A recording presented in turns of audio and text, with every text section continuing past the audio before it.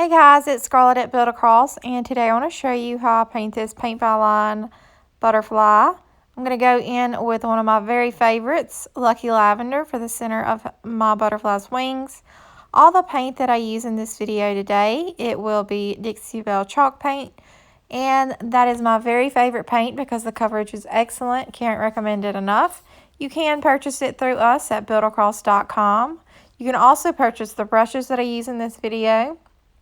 We offer a pack of 10 brushes that has everything in it that you need to complete the project.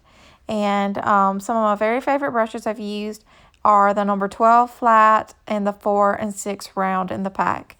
And as well, you can buy these cutouts as well on our website.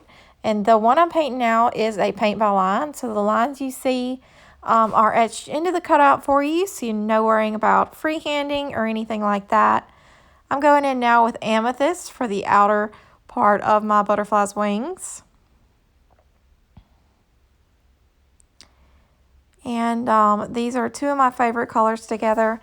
I'll go in just a second here and use limeade in the center. And I love the purples and greens together. So limeade, whenever I get asked what are my favorite colors, what are my go-to colors, how to start my collection, limeade is definitely one of the colors I recommend first. I use it on almost every single project I paint. It's a really good, pretty green color.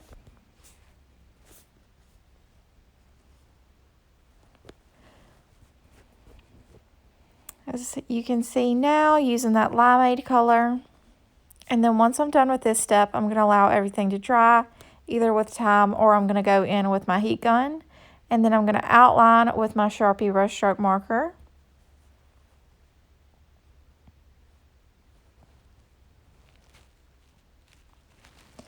And we also sell this brushstroke marker online.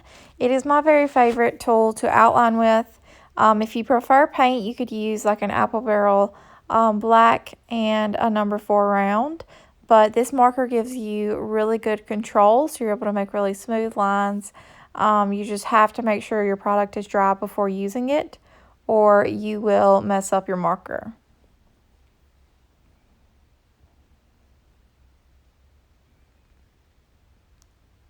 And then once I'm done outlining everything, I'm just going to go in with a number 4 round and the color Cotton, which is Dixie Belle's brightest and widest bright.